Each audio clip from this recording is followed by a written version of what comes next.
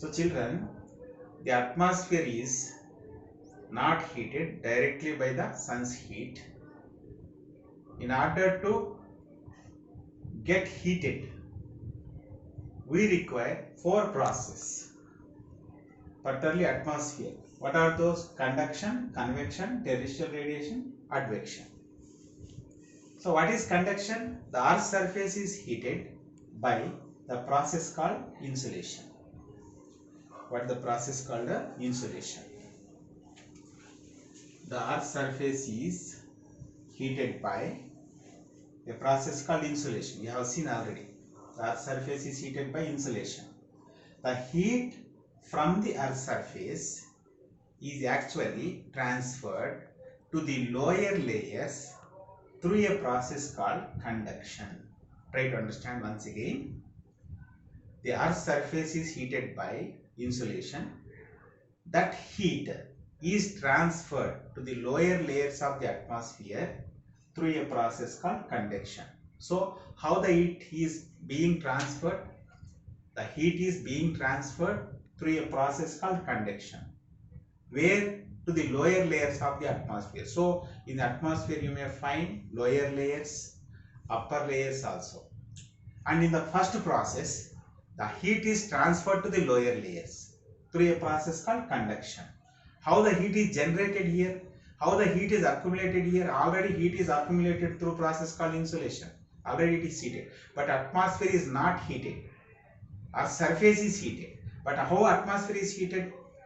Through conduction. First process. Only lower layers. Coming to the second. Convection. The lower layers warm air. Already warm air transferred in the first process. The lower layers warm air move as convection current and carry the heat to the upper layers through a process called convection. Try to understand once again.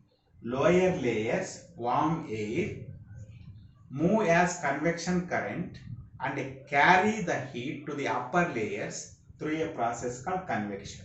Now you get a little doubt. What is current? So actually air moves not only horizontally, air moves vertically also. The horizontal movement of the air is called wind. The vertical movement of the air is called current. Understood? So the second process, in the second process where the heat is being transferred, the heat is being transferred to upper layers. This is the second process. Coming to the third, the heated surface of the earth also radiate heat back to the atmosphere through a process called terrestrial radiation. Try to understand the third process. The heated surface of the earth also radiate heat back to the atmosphere through a process called terrestrial radiation. So during day the heat is absorbed. During night the heat is radiated back. This process is nothing but terrestrial radiation. During day it is receiving. During night it is sending back. That is called terrestrial radiation. This is another, that is third process. Coming to the fourth one. What is advection? The horizontal movement of the wind also responsible. The horizontal movement. See, I want to mention one more thing. Here you have seen lower layers. Here you have seen upper layers.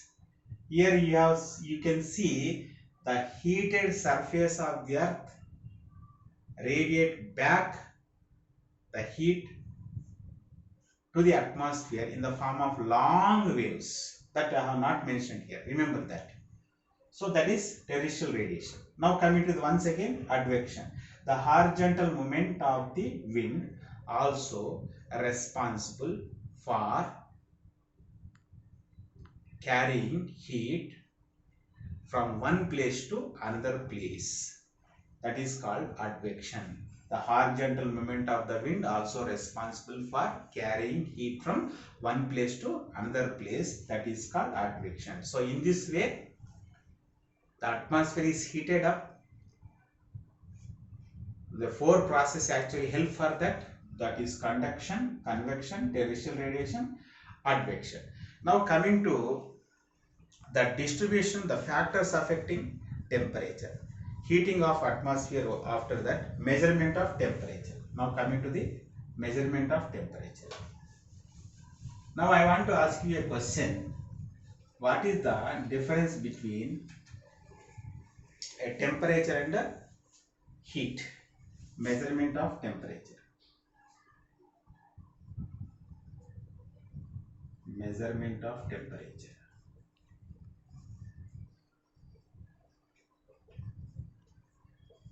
See, whenever you get fever, whenever you consult a doctor, doctor checks your temperature.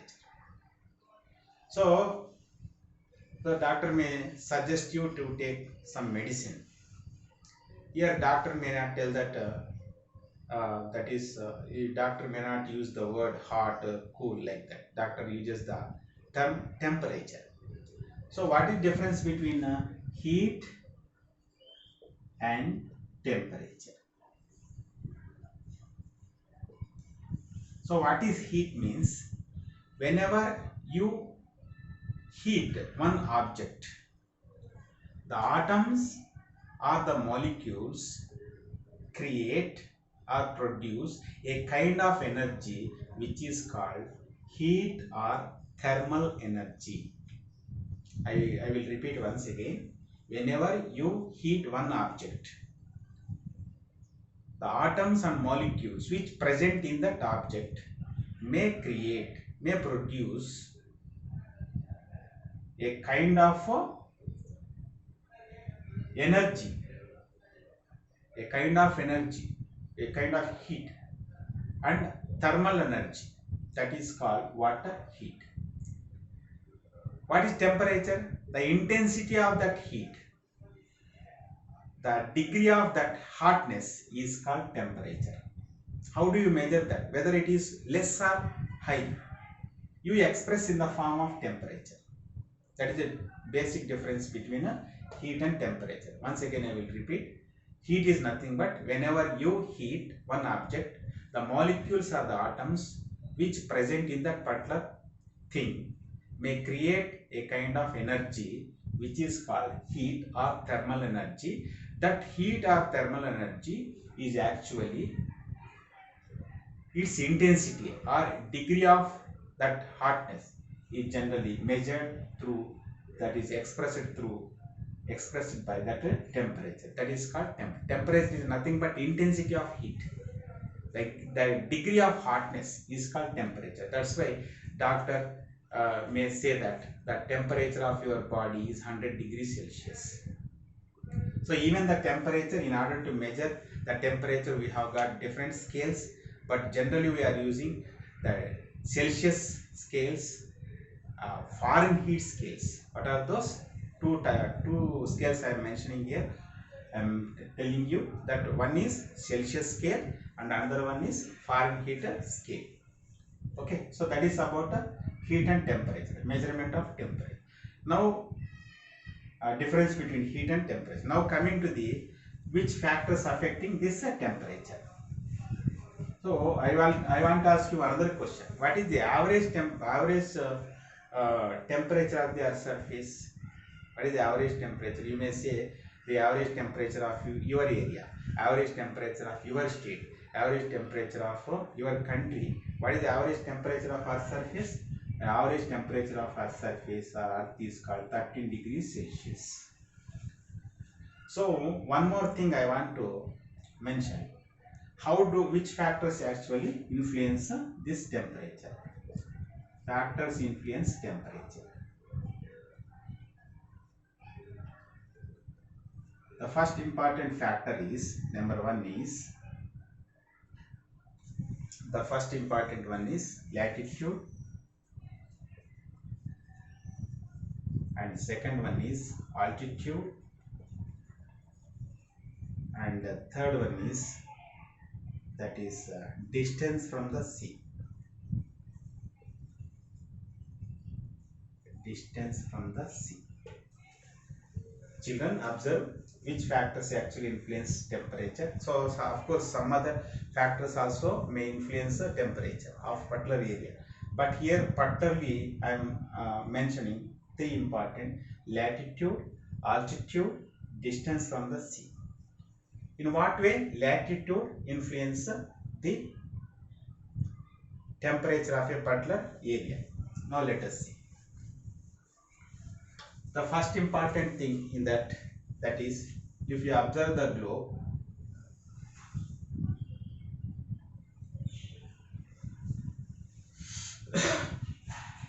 here you observe the largest latitude, that is 0 degrees latitude, that is equator. The latitude, these are the higher latitudes, these are the lower latitudes. Here you can observe one more, here you can observe one more, like that. Here in such a way you observe some latitudes, and even you can see torrid zone, temperate zone, frigid zone.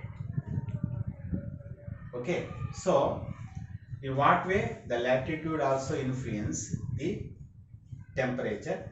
Particularly in the lower latitudes, the temperatures are more. What are the regions for having more temperatures, particularly in the lower latitudes? If you see the sun, when the sun's rays fall directly over a particular region, generally in such area temperatures are more. What are the reasons for that? When the sun's rays fall directly over a particular region, the area which is affected with those rays is limited, very small.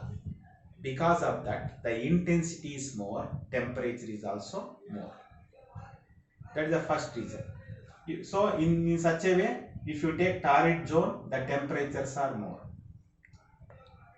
Once you see the world map, if you go the equator here, the equator which is passing through the Africa at 0 degrees Celsius, see here, and next above the 0 degrees Celsius, this area and this area and this area.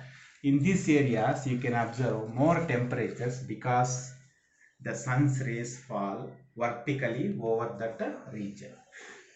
That's why you observe more temperatures in the torrid zone. Whereas if you go temperate zone, somewhat temperatures are less. Even if you go the other regions, completely temperatures are very less. As the sun's rays fall obliquely or slantingly, the temperatures are less. So in this way, latitude actually, based on the latitude, in what way the temperature is actually affected. So temperature is affected with the first factor, that is latitude. Based on the latitudinal distance, the temperature also varies. How it varies? Here temperatures are more because of direct sun rays. Here temperatures are somewhat moderate because of some slanting. Even temperatures are very low because of more slanting, more oblique. In such a way, the latitude is one of the factors which influence the temperature. And in the next class, we will see other factors. Thank you.